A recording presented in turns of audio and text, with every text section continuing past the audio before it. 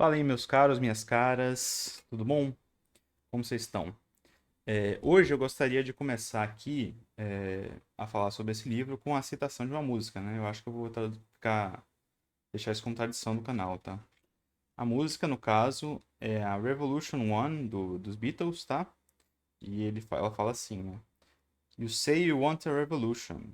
Well, you know, we all want to change the world. We all want to change the world. Então ele fala assim, né? Em tradução por mim mesmo. Você diz que quer uma revolução. É aquilo, né? Todos nós queremos mudar o mundo. Então, assim, é uma música dos Beatles que ela é meio cética a revoluções, vamos dizer assim, né? É, em um sentido amplo, vamos dizer. E ela é do álbum branco é uma das minhas músicas favoritas deles. E tá aí.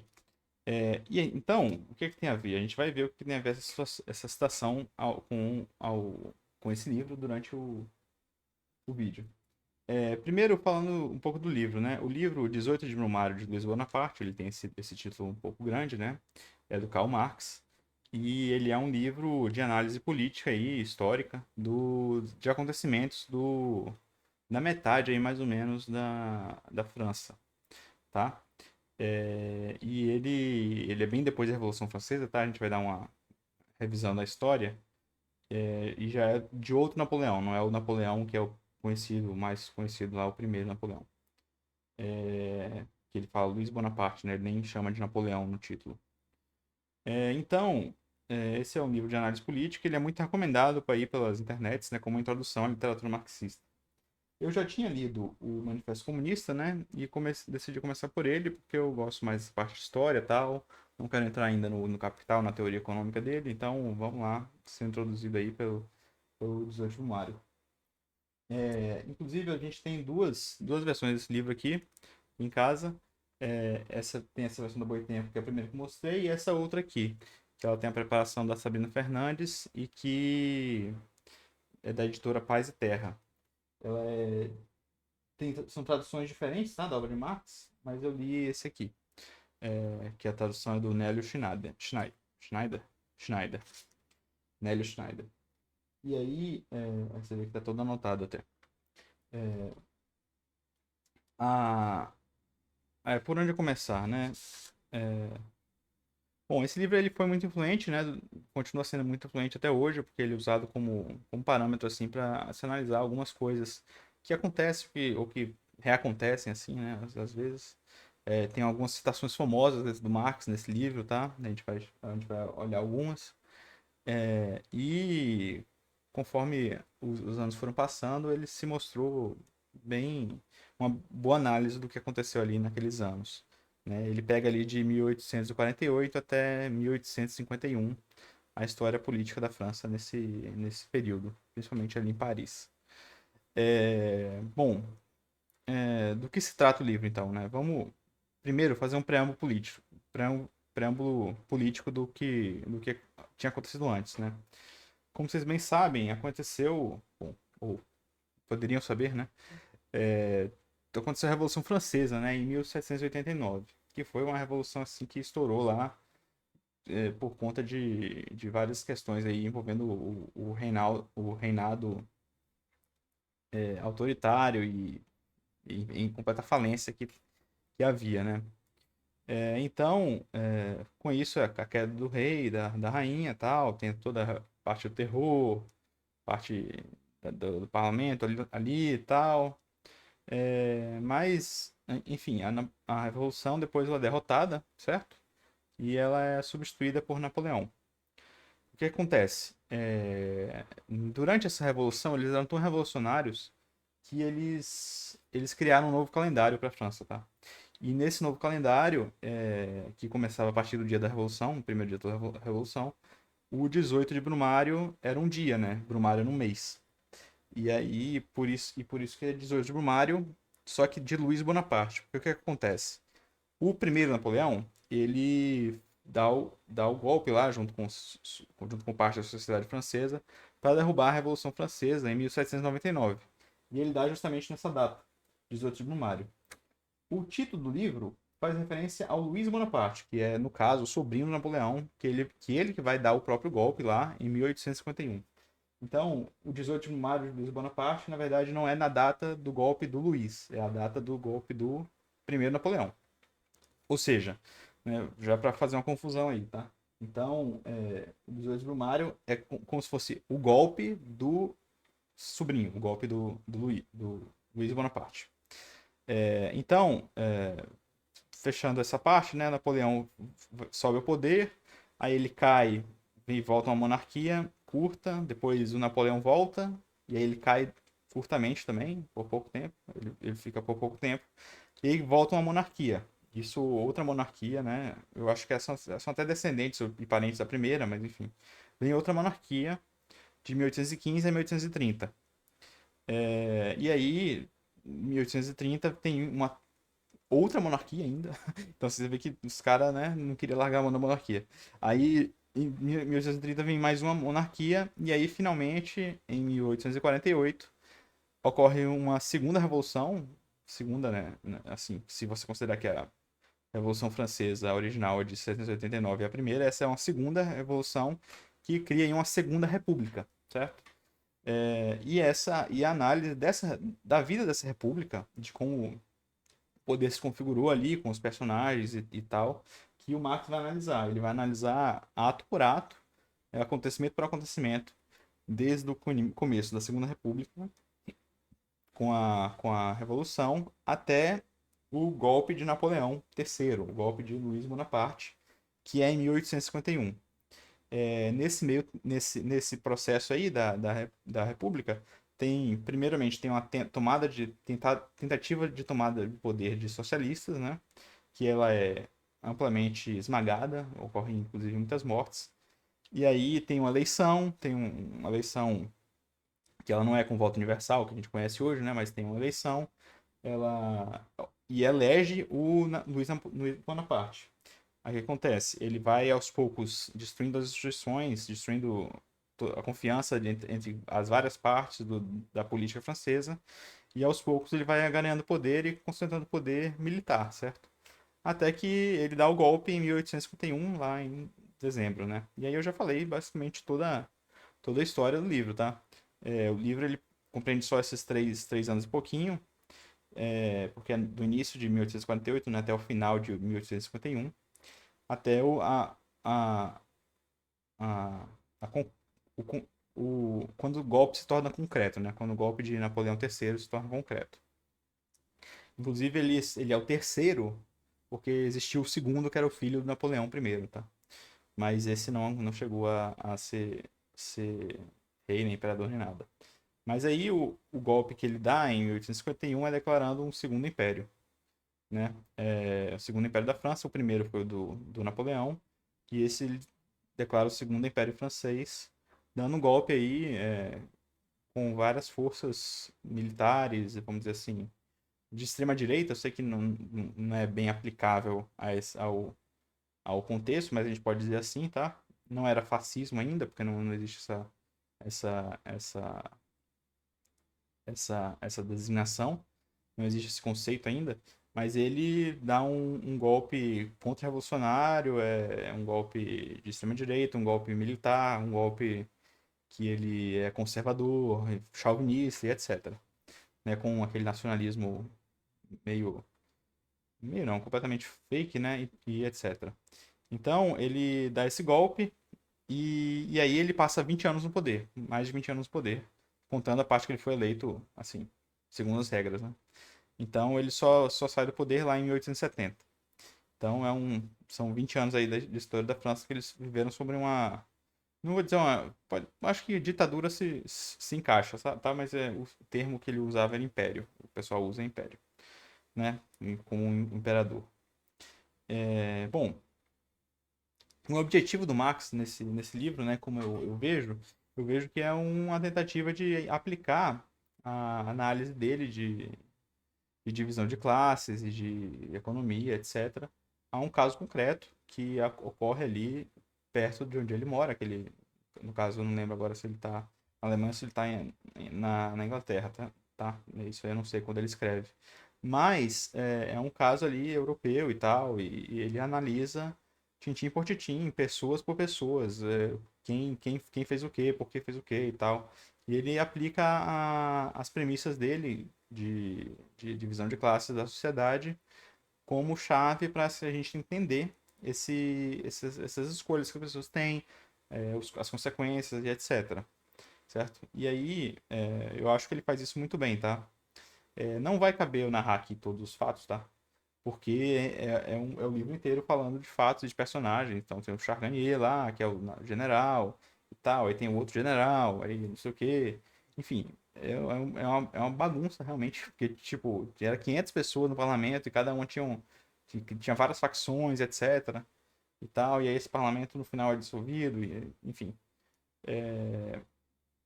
Então, enfim, imagine pegar a política brasileira aí dos últimos 10 anos e tentar resumir. Assim, é complicado, entendeu? Falando cada integrante aí do Congresso e tal. Tudo bem que ele não fala todos os integrantes do Congresso, né? Mas ele fala das facções, ele fala dos principais líderes e tal, das escolhas. Um personagem que aparece aqui nessa narrativa, né? É o Blanqui. O Blanqui, ou Blanqui, ele é um revolucionário francês aí, né? Que ele tem uma teoria própria de, de sociedade, assim, que... Teoria própria não, mas enfim, você recebeu o nome dele, que é o blanquismo, né? Que ele tá em várias tentativas de tomar o poder, né? Inclusive, ele tá nessa primeira tentativa socialista de tomar o poder em 1848. Essa foi pesadamente esmagada e é uma tentativa falha, né? Então, por isso que às vezes o Marx ele pensa assim, pô, será que era o momento certo de... Eu acho que ele deve ter pensado assim, será que é o momento certo de tentar chegar no poder por essa via, né? Pela via da força mesmo, sendo socialista ou comunista, etc. Então, assim, isso dialoga com a, a citação que eu dei da música no início, né? Será que, pô, você sempre tá tentando fazer a revolução? Porque esse cara, esse Blanc, ele não é a primeira vez que ele tenta e não é a última também. Ele vira e mexe, ele é preso e tal. Ele passou aqui 37 anos na prisão durante a vida dele. Então, assim, enfim. E aí ele vai. Ele é uma das figuras desse livro, né? Sim, ele não ocupa muito espaço, né? Mas ele faz parte desse primeiro tentativa de levante socialista, né? E aí, o que acontece depois desse é, tentativa de levante, que os socialistas caem em descrédito, né? Assim, e aí eles perdem vários apoios dos outros republicanos, né? Porque os socialistas, na época, eles estão mais para uma república do que para monarquia, certo? Então, eles se aliavam com os republicanos. Aí eles perdem apoio dos republicanos, aí os republicanos vão para o conservadorismo e tal, e aí depois os republicanos são esmagados pelo conservadorismo, enfim. É uma história bem complexa. E assim, se você não tiver muita clareza, assim, é bem difícil de seguir o livro. Não tiver muita clareza dessas facções, porque uma coisa do escrito do Marx é que ele é muito figurativo nas palavras, né? Ele usa muita figura de linguagem e tal, e aí às vezes não é uma coisa literal, entendeu? Ele faz bastante piadinhas, vamos dizer assim, faz bastante exageros e tal, e às vezes você se perde, assim, não, se você não tiver o foco, né? Eu queria ler aqui uns trechos do livro, tá? Eu não vou ler, não vou chegar capítulo por capítulo, que nem eu fiz no outro livro, no primeiro da série, mas vamos lá. É desse livro, tá? Que vem a famosa frase do Marx, que ele se baseia em Hegel, tá? É, ele fala aqui que Hegel comenta que todos os grandes fatos e todos os grandes personagens da história mundial são ensinados, por assim dizer, duas vezes.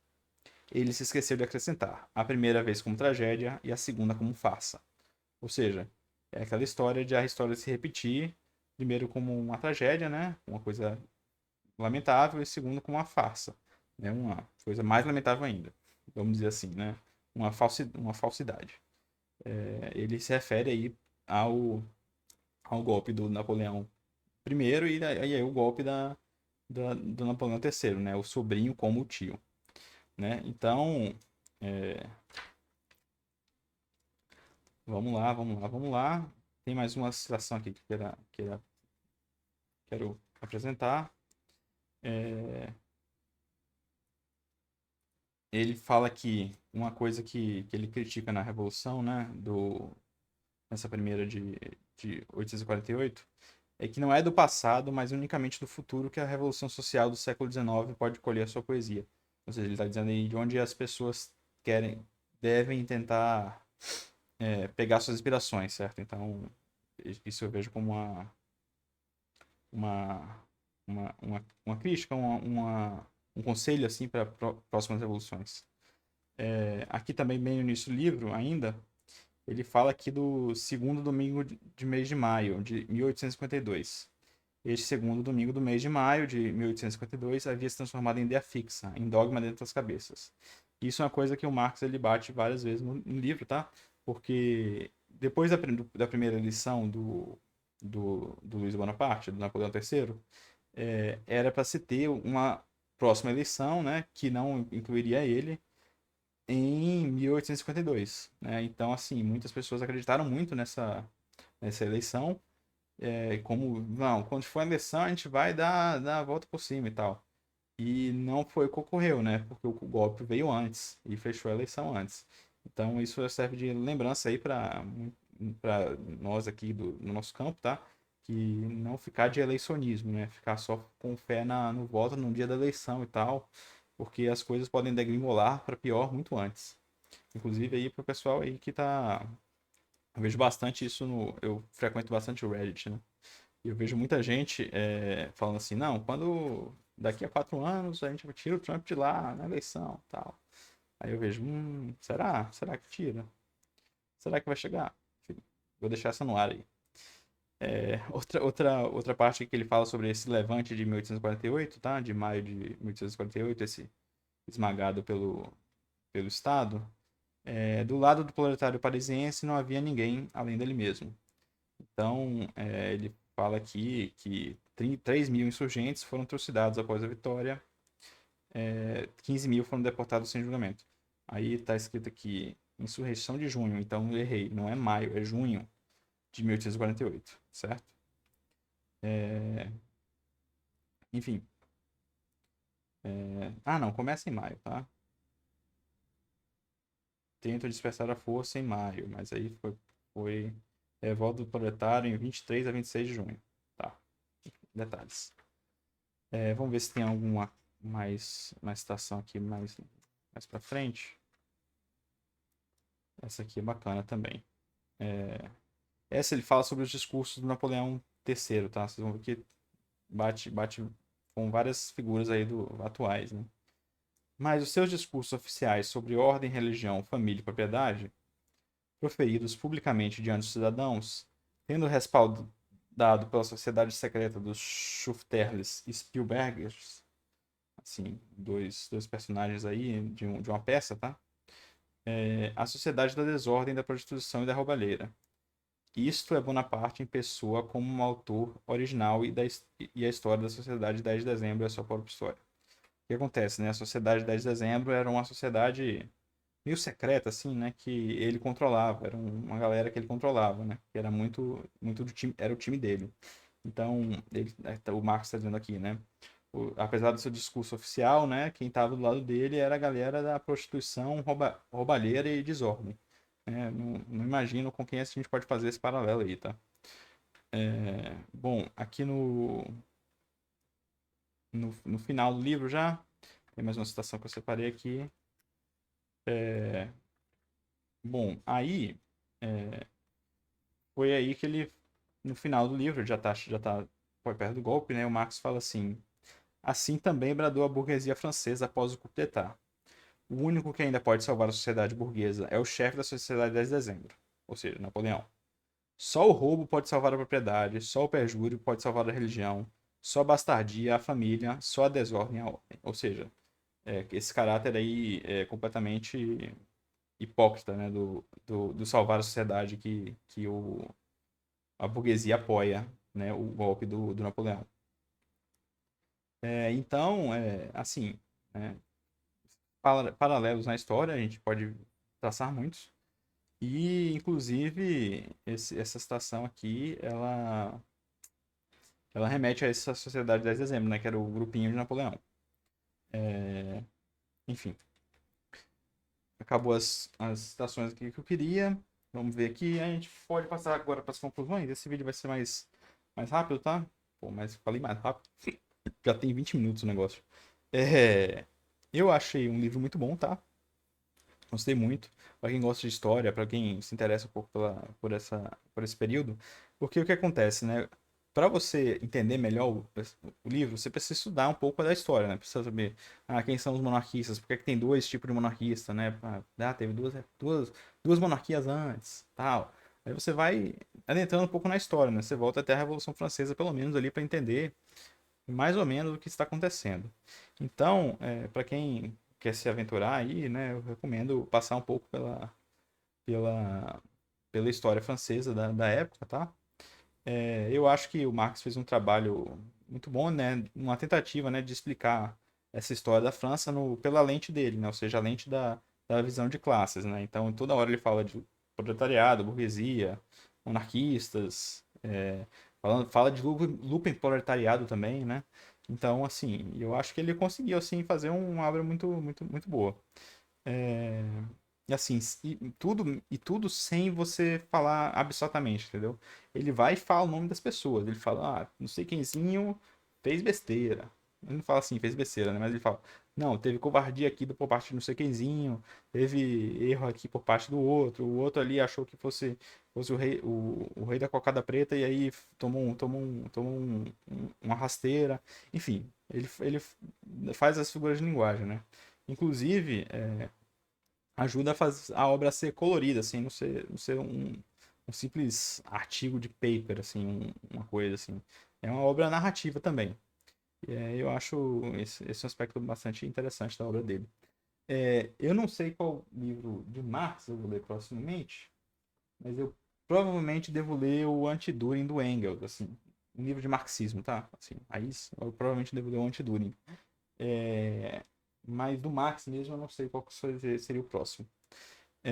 Assim, se tiverem recomendações aí, vocês viram aí, eu sei que teve um clube do livro aí que leu os outros do Mário recentemente, tá? Se vocês quiserem botar opiniões, sempre tem esses clubes do livro aí, e assim, esse aí eu não pude participar, tá? Mas é um livro bastante lido aí pela galera marxista e tal, eu acho que é essencial.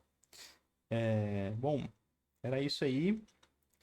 Obrigado por assistir até aqui.